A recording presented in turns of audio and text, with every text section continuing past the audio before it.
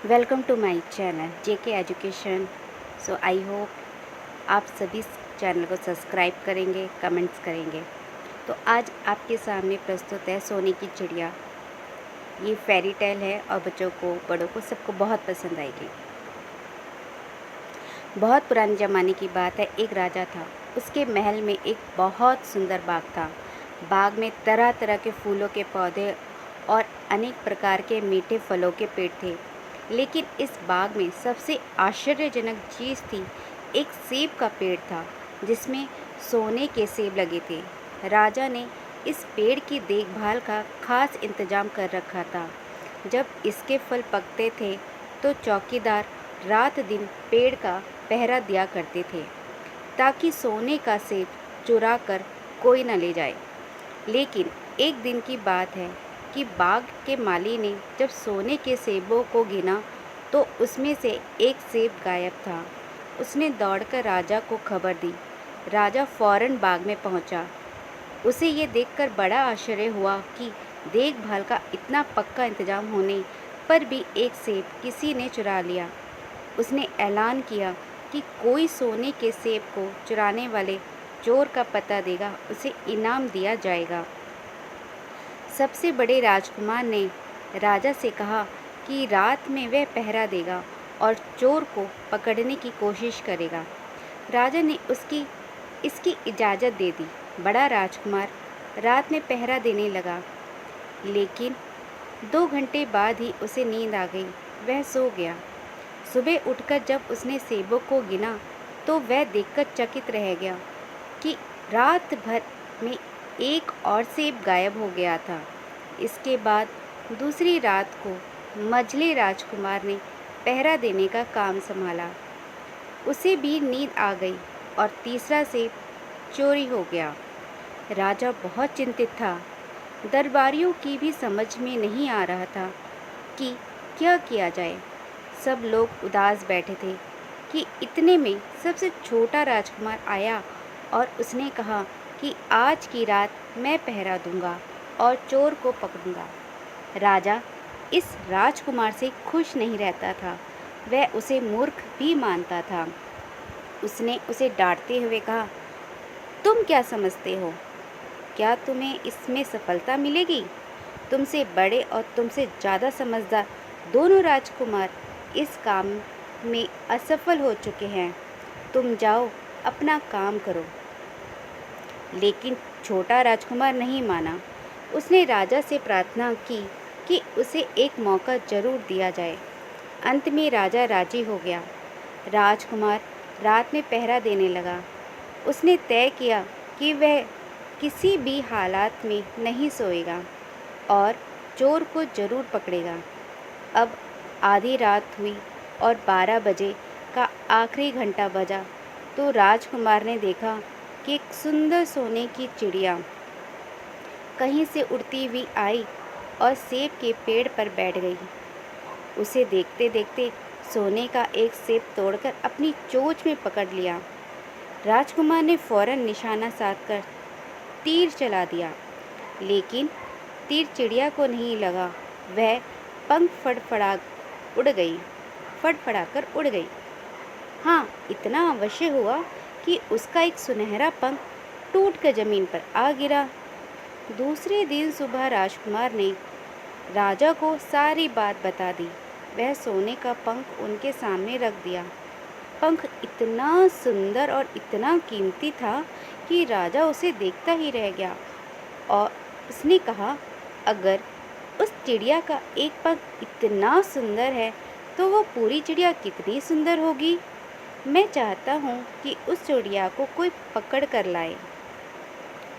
सबसे पहले बड़ा राजकुमार इस काम के लिए रवाना हुआ।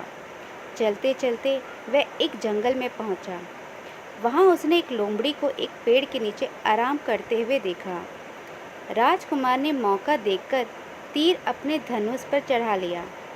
वह तीर छोड़ने ही जा रहा था कि लोमड़ी ने चिल्लाकर कहा, राजकुमार, मुझे मत मारो। मुझे पता है कि तुम सोने की चिड़िया की खोज में निकले हो। तुम मेरी राय मानो तो तुम्हारा काम जल्दी ही पूरा हो जाएगा। तुम इसी रास्ते से सीधे जाओ। शाम होने पर तुम एक गांव में पहुंचोगे। वहां तुम्हें आमने सामने दो सराय मिलेगी। एक सराय खूब सजी सजाई और सुंदर सी होगी, लेकिन तुम उसमें मत ठहरना। तुम उसके सामने वाली दूसरी सराय में ठहरना, जो बहुत मामूली और देखने में भी भद्दी सी होगी। ऐसा करने पे तुम्हारा काम आसानी से पूरा हो जाएगा। लोमड़ी की बात सुनकर राजकुमार को हंसी आ गई। उसने डांट कर कहा, भाग जा यहाँ से। मुझे तुम्हारी सलाह की ज़रूरत नहीं है।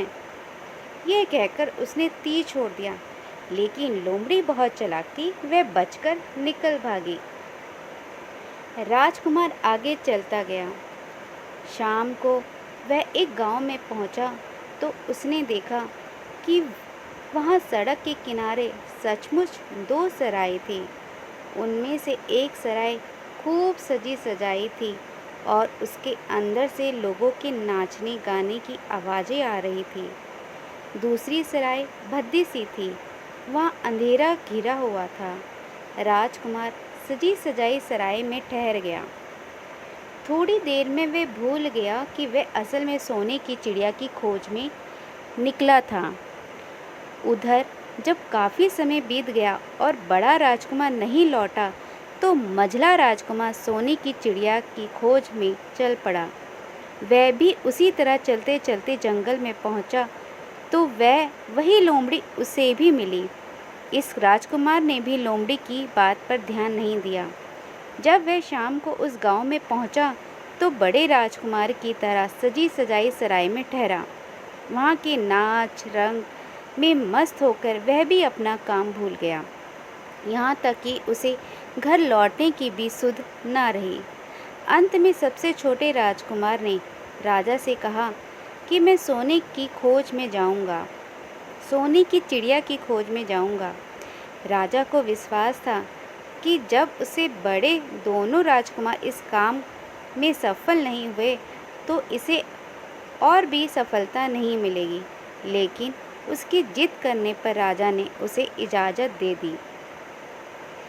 छोटा राजकुमार तैयार होकर सोने की चिड़िया की खोज में निकला। जंगल में उसे भी लोमड़ी मिली। राजकुमार ने लोमड़ी की बात को ध्यान से सुना और लोमड़ी से कहा, ठीक है, तुम जैसा कह रही हो मैं वैसा ही करूँगा। अब तुम जाओ, मैं तुम्हें नहीं मारूँगा। इस पर लोमड़ी खुश होकर बोली, तुम सबसे अच्छे लड़के मालूम होते हो। तुमने मेरी बात का मजाक नहीं उड़ाया और मुझ पर तीर भी नहीं चलाया। मैं तुमसे खुश हूँ और तुम्हारी मदद करूँगी।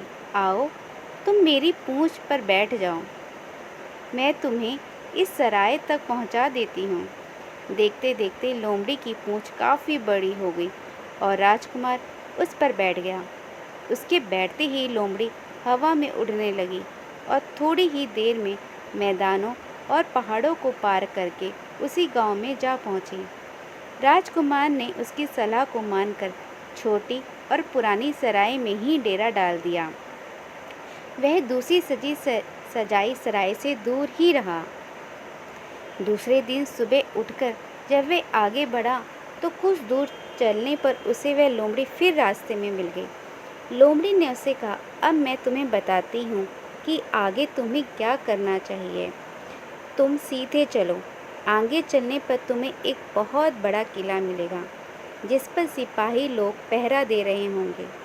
तुम सिपाहियों से डरना मत और सीधे अंदर चले जाना, क्योंकि वह इस समय सो रहे होंगे। तुम बेधड़क होकर किले में घुसते चले जाना और उनके कमरों को पार करते हुए उस जगह पहुंच जाना जहां लकड़ी के एक मामूली से पिंजरे में सोने की चिड़िया बंद है। तुम चिड़िया को पिंजरे सहित उठाकर किले से बाहर ले आना, लेकिन एक बात का याद रखना, चिड़िया के पिंजरे के पास ही एक बहुत सुंदर सा सोने का पिंजरा भी रखा हुआ है। तुम भूल कर भी चिड़िया को उस पिंजरे में मत रखना, मगर तुम उस लकड़ी के पिंजरे में से निकालकर सोने के पिंजरे में रखने की कोशिश करोगे तो बाद में पछताओगे। ये कहकर लोमड़ी ने राजकुमार को फिर से अपनी पूंछ पर बैठाया और थोड़ी ही देर में उसको किले के पास पहुंचा दिया। राजकुमार ने किले के पास जाकर देखा कि सचमुच उसके पहरेदार सो रहे थे। वह बिना डरे सीधा महल में घुस गया और थोड़ी ही देर बाद वह उस कमरे में जा पहुंचा, जहां सोने की चिड़िया एक पिंजरे में बैठी हुई थी। पिंजरे के पास ही सोने के 3 पेड़ सेब पड़े हुए थे। इन सेबों को देखकर राजकुमार ने फौरन पहचान लिया कि ये सेब उसके पिता के बाग के ही थे। सोने की चिड़िया इतनी सुंदर थी कि राजकुमार उसको देखता ही रह गया। वह उसको उठाकर लाने ही वाला था कि उसकी नज़र पास ही पड़े एक सुंदर से पिंजरे पर पड़ी। वह पिंजरा बहुत सुंदर था और उसमें तरह तरह के कीमती पत्थर जड़े हुए थे। सोने की चिड़िया के लिए वही पिंजरा ठीक मालूम पड़ता था।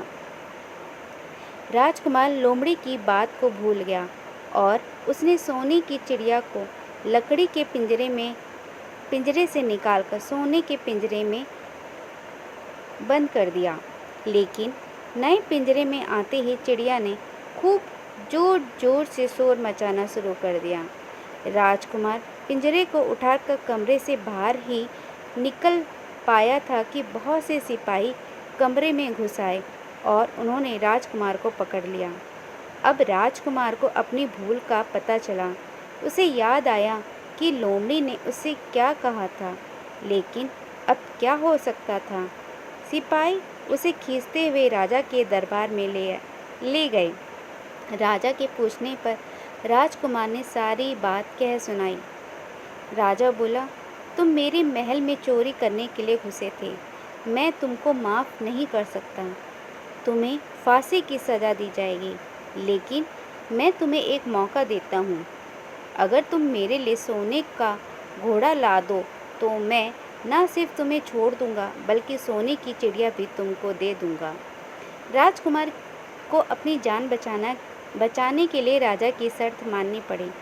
अब वह सोने के घोड़े की तलाश में निकला। किले के बाहर जाने पर उसने देखा कि लोमड़ी का उसका इंतज़ार कर रही है। उसने लोमड़ी को सारी बात बताई। लोमड़ी ने निराश होते हुए कहा, अब मैं तुम्हारी कोई मदद नहीं करूँगी। तुमने मेरे कहने के अनुसार नहीं किया। मैंने जिस तरह से कहा था, अगर तुम उस तरह से काम करते तो इस मुसीबत में नहीं फंसते और सोने की चिड़िया तुम्हें मिल जाती। राजकुमार बोला, इस बार मुझे माफ़ कर दो, मुझसे गलती हो गई। मेरा काम तुम्हारी सहायता के बिना नहीं चलेगा। मुझे राजा ने सोने का घोड़ा लाने के लिए कहा है, वरना वह मुझे फांसी पर चढ़ा देगा। लोमड़ी ने कहा, खैर मैं तुम्हें माफ़ करती हूँ। अब तुम ऐसा करो कि मेरी पूंछ पर बैठकर सीधे चले चलो। कुछ दूर जाने पर तुम्हें एक दूसरा किला मिलेगा। उसी किले की घुड़साल में तुम्हें सोने का घोड़ा बंधा हुआ मिलेगा।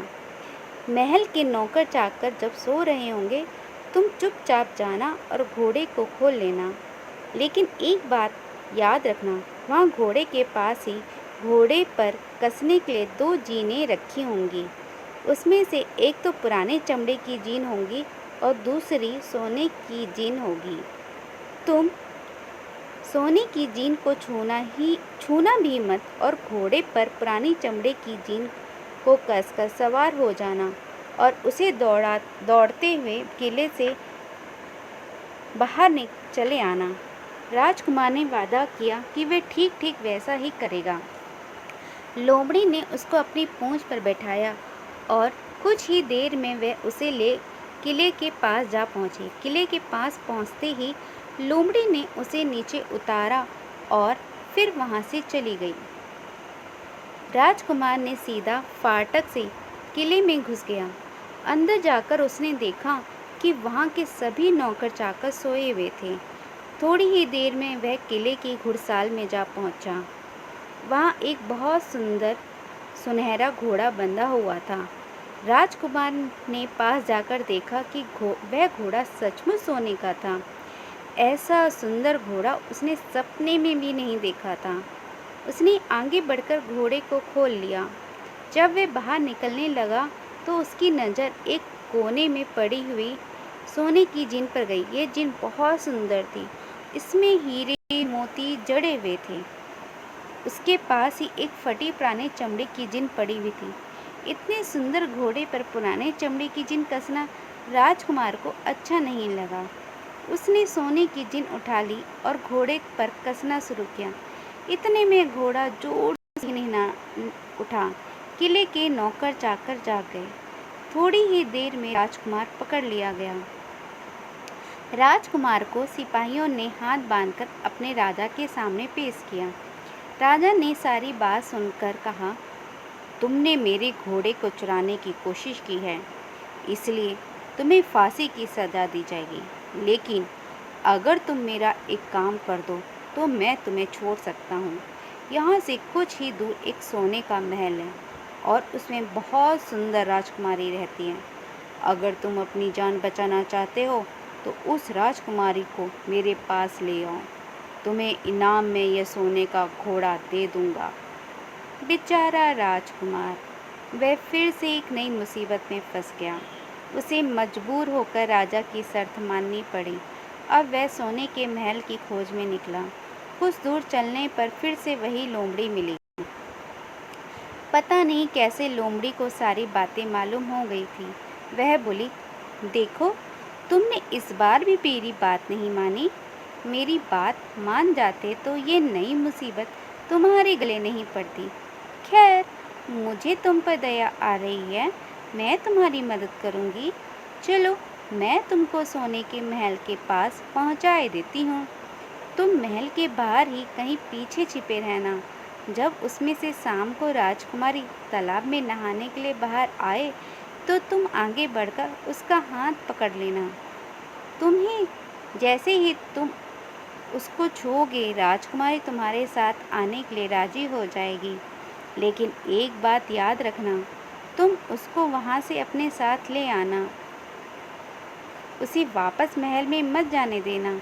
वह तुमसे कहेगी कि मैं अभी अपने माता पिता से मिलकर आती हूँ, लेकिन तुम उसकी बातों में मत आना, वरना फिर से मुसीबत में फंस जाओगे।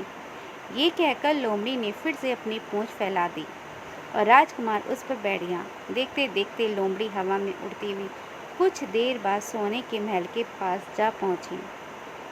महल के पास पहुँचते ही राजकुमार एक पेड़ की आड़ में छिप कर बैठ गया। शाम को जब राजकुमारी नहाने के लिए किले से बाहर आई तो राजकुमार ने हिम्मत करके आगे बढ़कर उसका हाथ पकड़ लिया। उसको छूते ही राजकुमारी उसके साथ चलने के लिए तैयार हो गई। वह बोली, राजकुमार, तुम मुझे जहाँ भी ले जाना चाहोगे मैं तुम्हारे साथ चलूँगी, लेकिन मुझे थोड़ी देर के लिए अपने माता पिता से मिलाने दो। राजकुमार ने कहा, नहीं, ये नहीं होगा, तुम्हें तुरंत मेरे साथ चलना पड़ेगा। लेकिन राजकुमारी रोने लगी। इतनी सुंदर राजकुमारी को रोता देखकर राजकुमार का मन पिघल गया। अंत में वे राजी हो गया और बोला, जाओ, थोड़ी देर के लिए माता पिता से मिलाओ, लेकिन फिर तुरंत बाहर चली आना। लेकिन राजकुमार ने जैसे ही किले में पैर रखा, किले के पहरेदार जाग गए और उन्होंने राजकुमार को पकड़ लिया। राजकुमार बहुत पछताया, लेकिन अब क्या हो सकता है। सिपाहियों ने उसे अपने राजा के सामने पेश किया। राजा बहुत निराश था। उसने उसी वक्त हुक्म दिया कि इस राजकुमार को फौरन फांसी पर चढ़ा दिया जाए। यह सुनकर राजकुमार रोने गिड़गिड़ाने लगा। इस पर राजा ने थोड़ी देर विचार करने के बाद कहा, मैं अपनी आज्ञा वापस नहीं ले सकता, लेकिन अगर तुम मेरा एक काम कर दो तो तुम्हारी जान बच सकती है। हमारे किले के ठीक सामने यह जो बड़ा पहाड़ है, इसके कारण हमारे किले की सुंदरता नष्ट होती है। अगर तुम 8 दिन में इस पहाड़ को खोदकर साफ कर दो तो हम तुम्हें क्षमा कर देंगे और राजकुमारी का विवाह तुम्हारे साथ कर देंगे। राजकुमार किले के बाहर आकर पहाड़ को देखने लगा। उसके हाथ में एक छोटी सी कुदाली थी। उसके समझ में नहीं आ रहा था वह इतना बड़ा पहाड़ 8 दिन में वो कैसे खोद सकेगा। फिर भी उसे अपनी जान तो बचानी ही थी, इसलिए वह पहाड़ खोदने लगा। धीरे धीरे 7 दिन बीत गए। इतने दिन तक लगातार खोदने पर भी पहाड़ का सिर्फ एक कोना ही खोद सका। वह दुखी होकर बैठ गया। उसे अब अपने पर बहुत अधिक क्रोध आ रहा था।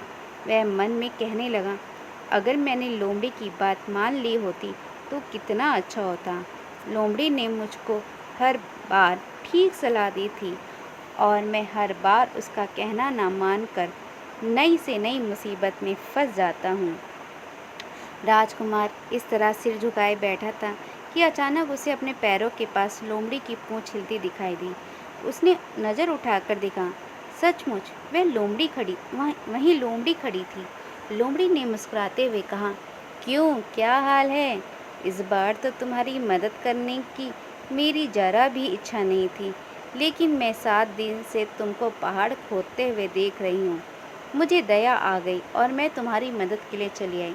जाओ, तुम बहुत थक गए हो, सो जाओ। मैं थोड़ी ही देर में तुम्हारा काम पूरा कर दूंगी। इस बार राजकुमार ने तय कर लिया था कि वह लोमड़ी की जिस तरह से कहेगी वह उसी तरह से करेगा।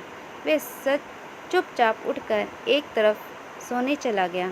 थोड़ी ही देर में उसे नींद आ गई। सुबह जब वह सोकर उठा तो उसे अपनी आंखों पर विश्वास नहीं हो रहा था। वहाँ कहीं भी पहाड़ का नाम नहीं था और महल का सुंदर दृश्य दिखाई दे रहा था। राजकुमार सीधा राजा के पास पहुंचा। राजा उसके काम पर बहुत खुश था। उसने तुरंत अपने वादे के अनुसार राजकुमारी के साथ उसका विवाह कर दिया। जब राजकुमार उस सुंदर राजकुमारी के साथ कुछ दूर चला तो उसे रास्ते में वही लोमड़ी मिली। लोमड़ी बोली, बधाई हो राजकुमार। राजकुमारी के साथ तुम्हें देखकर मुझे बड़ी खुशी हो रही है, लेकिन अब तुम्हें सोने का घोड़ा और सोने की चिड़िया भी प्राप्त करनी चाहिए, क्योंकि वे दोनों चीज़ें तुम्हारे ही लायक हैं और तुम उन्हें आसानी से प्राप्त कर सकते हो। राजकुमार बोला, लेकिन भला मुझे सोने का घोड़ा और सोने की चिड़िया कैसे मिल सकती है? मैं तो इस राजकुमारी को भी उस राजा के लिए ले जा रहा हूँ। लोमड़ी ने कहा, नहीं, तुम ऐसा काम कभी मत करना। इस राजकुमारी के साथ तुम्हारा विवाह हुआ है और ये अब तुम्हारी ही है। अगर तुम मेरे कहने के अनुसार काम करो तो मैं तुम्हें सोने का घोड़ा और सोने की चिड़िया भी मिल सकती है।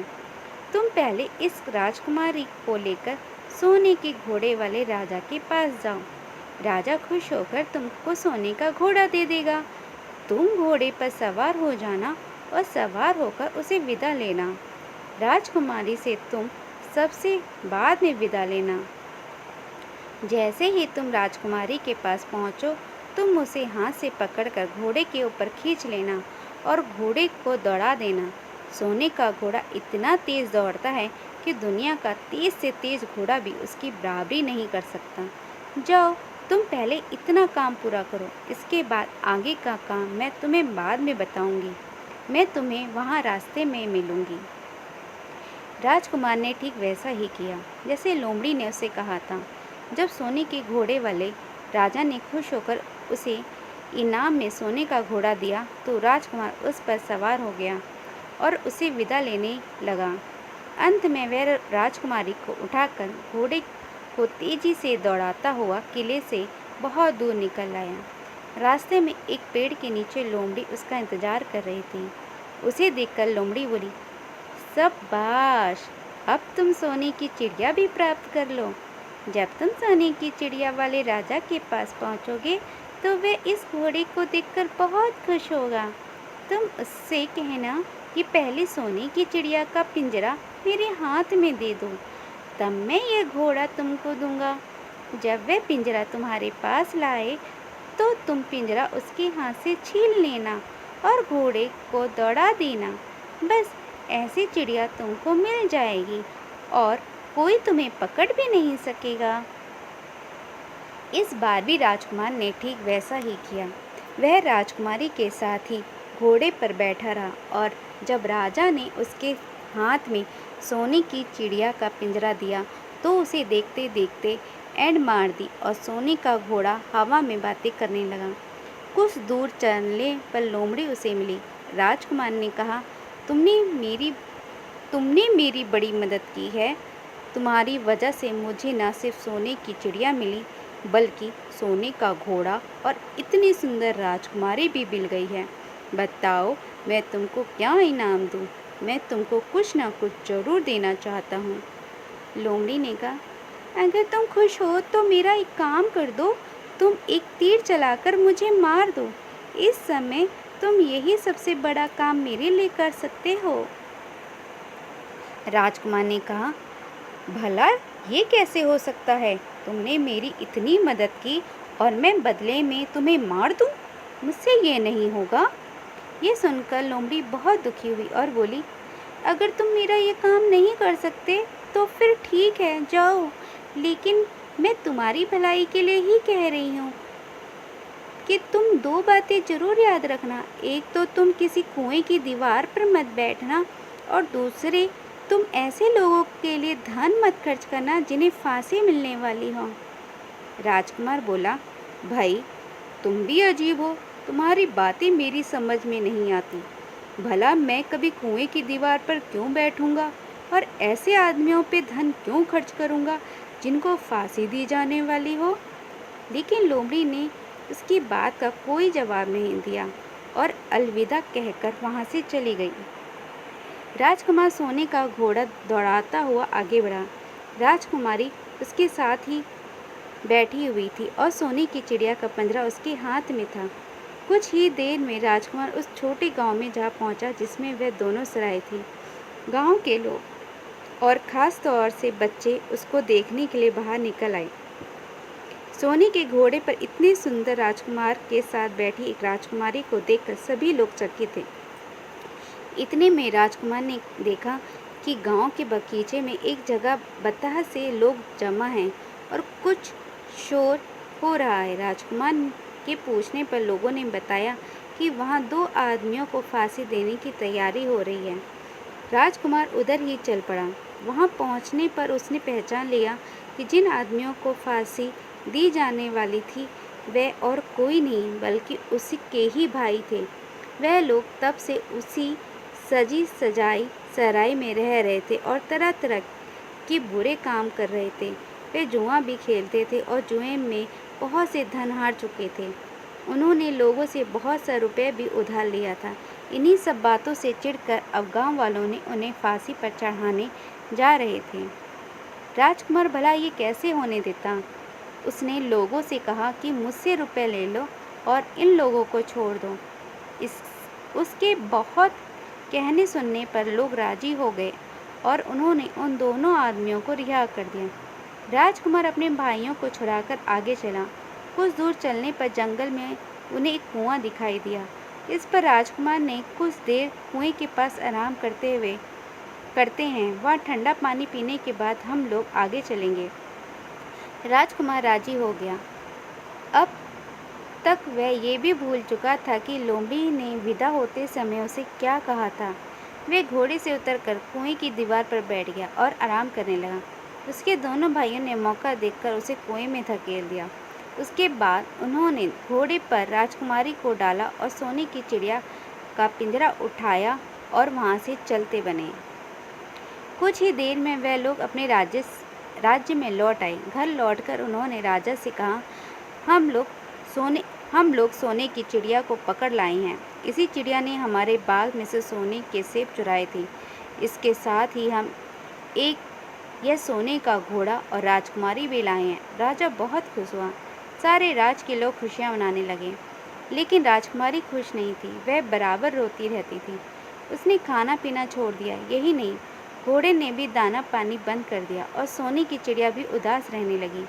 राजा ने बहुत कोशिश की, लेकिन ना तो वह राजकुमारी खुश हुई और ना सोने के घोड़े और सोने की चिड़िया ने दाना खाना शुरू किया। उधर छोटा राजकुमार कुएं में गिर गया था, लेकिन वह मरा नहीं। कुआं बहुत गहरा था, लेकिन उसमें पानी बहुत थोड़ा था। वह कुएं में बैठा अपने भाग को कोसता रहा। अब उसे फिर उसी लोमड़ी को याद आई और वह पछताने लगा कि अगर मैंने उसका कहना मान लिया होता तो मैं मुसीबत में ना फंसता। राजकुमार घर की ओर चल पड़ा। उसने राज में पहुंचने पर उसे एक भिखारी मिला। भिखारी को उसने एक अपने सुंदर कपड़े दान में दे दिए और उनके भद्दे पुराने कपड़े पहन लिए। इस तरह भेष बदलकर वह अपने किले में पहुंचा। वहां उसके पहुंचने पर बड़ी आश्चर्यजनक बात हुई। सोने का घोड़ा खुशी से हिनहिनाने लगा और दाना खाने लगा। सोने की चिड़िया भी अपने पिंजरे में खुशी से फुदकने लगी और गाना गाने लगी। राजकुमारी ने भी आंसू पोंछ डाले और वह भी खुश दिखाई देने लगी। लेकिन राजा की समझ में कुछ नहीं आया। उसने राजकुमारी से इसका कारण पूछा तो वह बोली, मैंने तो पहले ही आपको सारी कहानी बता दी थी। आपके बड़े और मंझले राजकुमार ने छोटे राजकुमार के साथ धोखा किया है। इन्होंने आपको भी धोखा दिया है, लेकिन अब आपका छोटा राजकुमार यहाँ पर आ पहुँचा है, इसलिए मुझे बहुत खुशी हो रही है। उसी के साथ मेरी शादी हुई है और मैं उसके साथ ही सुखी से रह सकती हूँ।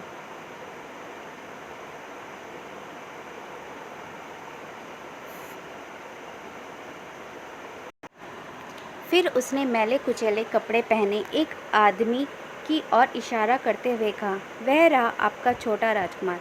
राजा ने भी अपने छोटे लड़के को पहचान लिया। अब राजा ने अपने छोटे बेटे के बारे में अपने विचार बदल लिए। अब वह उसको बहुत समझदार और बहादुर मानने लगा और उससे बहुत अधिक प्यार करने लगा। उसने उसको राजगद्दी पर बैठाने का निश्चय किया।